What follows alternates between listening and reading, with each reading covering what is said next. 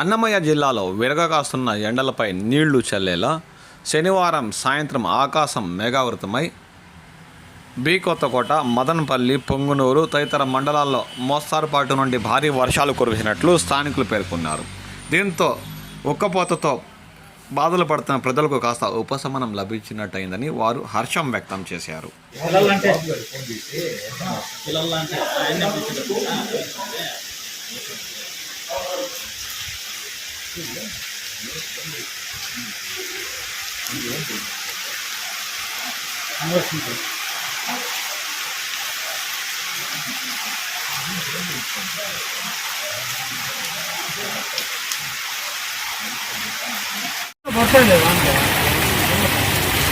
వేణుల్లో ఉన్నాయి ఎండ తక్కువ అవుతుంది ఏమంటే వర్షాలు పడుతుంది.